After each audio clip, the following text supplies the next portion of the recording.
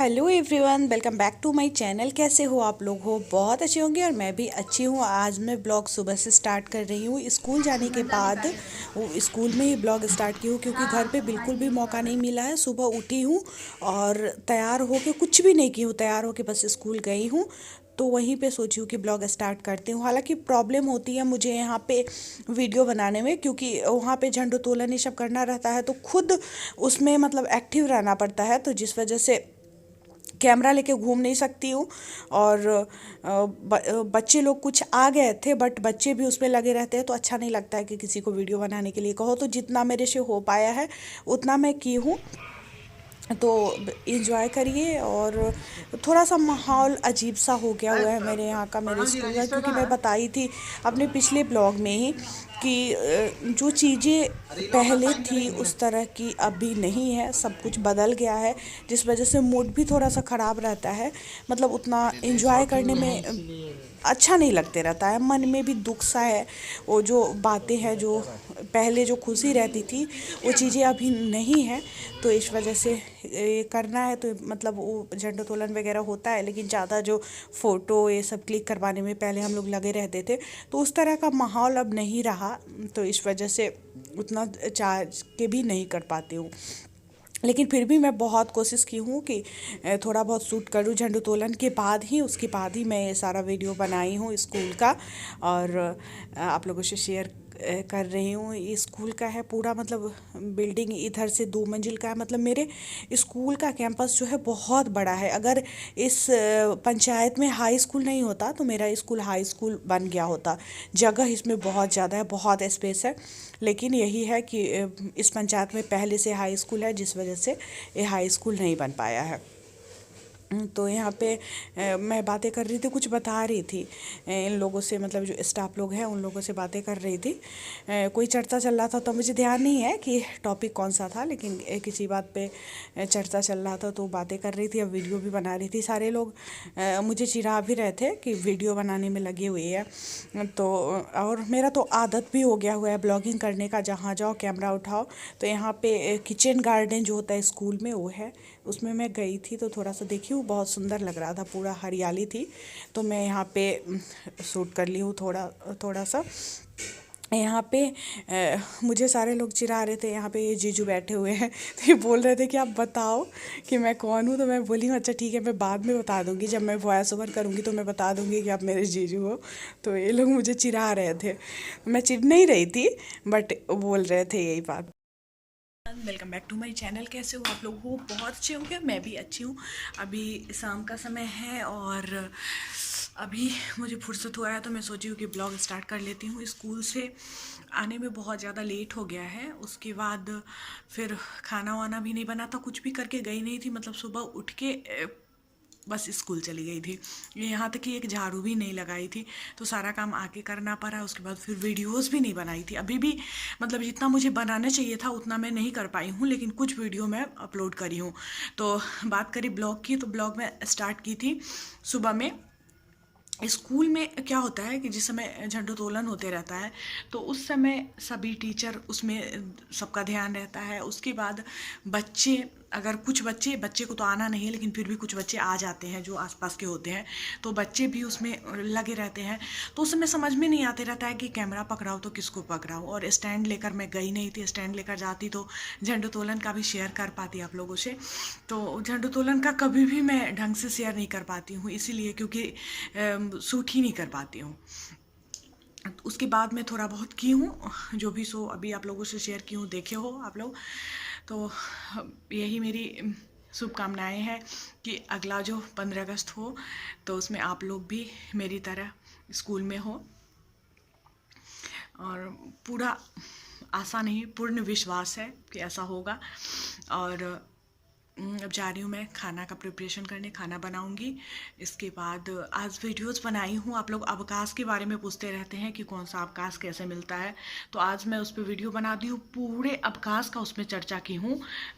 मातृत्व अवकाश के लिए बहुत से लोग मेरे पास कमेंट कर रहे थे कि जो मैटरनिटी लीव होता है वो कितने दिनों का मिलता है, कैसे मिलता है, कितने बच्चों तक मिलता है। तो मैं सब कुछ क्लियर कर दी हूँ। सिर्फ मातृत्व अवकाश ही नहीं, उसके अलावा जितना भी अवकाश मिलता है, विशेषावकाश हो गया, आकस्मिक अवकाश हो गया, अध्ययन अवकाश हो गया, पितृत्व अवकाश हो गया, सबका चर्चा कर दी हूँ और कैसे मिलता है ये भी बताई हूँ, और वो भी नियमावली से, मतलब अपने मन से नहीं, जो हमारे नियमावली में है उसके हिसाब से मैं आप लोगों को बताई हूँ। तो देख लीजिएगा, और जो भी आप लोगों का उससे संबंधित डाउट रहा होगा सो मुझे पूरी उम्मीद है कि वो क्लियर हो गया होगा, क्योंकि मैं अच्छे से पूरा बताई हूँ उसमें। और शिक्षक नियोजन का यहाँ का पूर्णिया का जो कैंसिल हुआ था, पूर्णिया का ही हुआ था ना, हाँ, बाबर नियोजन इकाई का, तो उसका काउंसलिंग फिर 28 को होने जा रहा है। बाबर नियोजन इकाई का साथ में कैंसिल हो गया था, बहुत ज़्यादा नियोजन इकाई का, तो 28 को जो काउंसलिंग होने वाला था पंचायत नियोजन इकाई का, तो उसके साथ सारे नियोजन इकाई का काउंसलिंग होने वाला है। उसका भी शेड्यूल मैं शेयर की हूँ आप लोगों से। मैं स्कूल से आई हूँ, उसके बाद कोशिश की हूँ कुछ वीडियो बनाने का, और जो बाकी है बचा हुआ उसको बनाऊँगी। फिर एजुकेशनल जो बच्चों को मैं पढ़ाती हूँ अपने स्कूल के बच्चों के लिए, जो मेरा चैनल है, तो उसके लिए भी वीडियो मुझे बनाना है। आज मैं क्लास नहीं ले पाई हूँ, लेकिन लूँगी। अभी खाना वाना का काम हो जाता है, उसके बाद मैं उसके लिए भी क्लास लूँगी। सारा जो मेरा रूटीन है रोज़ का, उतना मैं कोशिश करूँगी कि मैं कर दूँ। कपड़ा भी मैं चेंज नहीं की हूँ, जैसे गई थी स्कूल वो अभी तक पहनी हुई हूँ।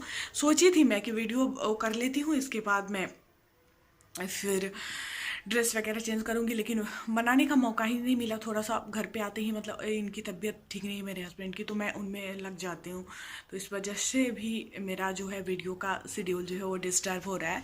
लेकिन मैं कोशिश करती हूँ फिर भी कि कितना भी बिजी रहूँ, कुछ भी हो, लेकिन मेरा वीडियो ज़रूर जाए, क्योंकि अब मैं नहीं चाहती कि मेरा ब्लॉग कभी भी ना जाए, ऐसा मैं बिल्कुल भी नहीं चाहती हूँ। और मैं ब्लॉग स्टार्टिंग में ही इसीलिए लिख देती हूँ कि जिन लोगों को मेरा ब्लॉग पसंद है वही लोग देखें। बाकी मेरे ब्लॉग में बहुत सारी ऐसी बातें भी रहती है जो आपके मतलब मेरे ब्लॉग में ज़्यादातर बातें शिक्षा से रिलेटेड ही होती है, तो इससे सिर्फ ऐसा नहीं है कि आपको फालतू का चीज़ ही देखने को मिल रहा है, इसके अलावा भी बहुत सारी जानकारियाँ मिल जाती है आप लोगों को। क्योंकि मान लो कि मैं वीडियो अपलोड करती हूँ वहाँ पे अपने उस चैनल पे, CTET प्रिपरेशन वाले चैनल पे, लेकिन कभी कभी कुछ वीडियो का नोटिफिकेशन तो पहुंचता है, लेकिन कुछ वीडियो का नोटिफिकेशन नहीं पहुंचता है, तो बहुत सारे वीडियोस लोग नहीं भी देख पाते हैं।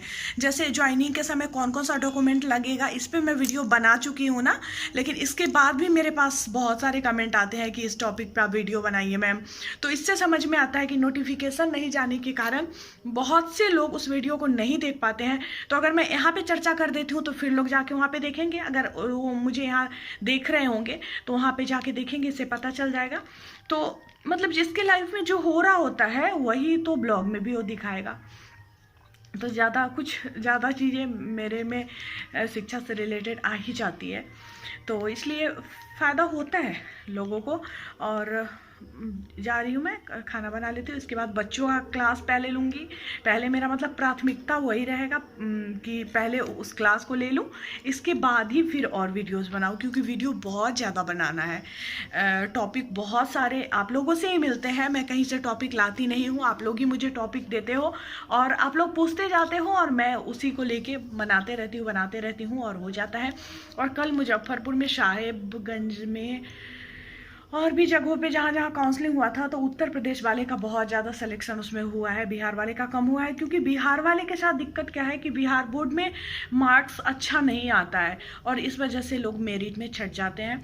लेकिन ये जो बाहर वाले का जो हो रहा है वो इस साल तक ही है, मतलब अभी जो छठा चरण का चल रहा है, छठे चरण तक ही है। 7वें चरण से बाहर वाले का यहाँ पे नहीं होगा, मतलब डोमिसाइल लागू हो गया है।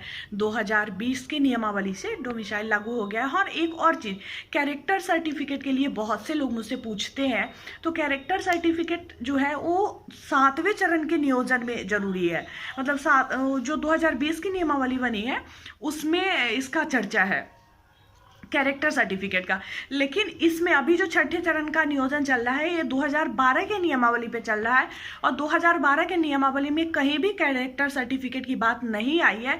तो कैरेक्टर सर्टिफिकेट का ज़रूरत आप लोगों को नहीं है, तो उसके लिए परेशान नहीं होइए। बस एक फिटनेस सर्टिफिकेट जो मेडिकल बनता है सिविल सर्जन के द्वारा, उसी की ज़रूरत आप लोगों को होगी, बाकी कोई चीज़ की ज़रूरत नहीं होगी। तो चलिए, ज़्यादा बातें नहीं करूँगी, इस ब्लॉग को यहीं पे एंड करती हूँ। मिलूंगी फिर आप लोगों से नेक्स्ट ब्लॉग में, तब तक के लिए इतना ही। Bye, good night.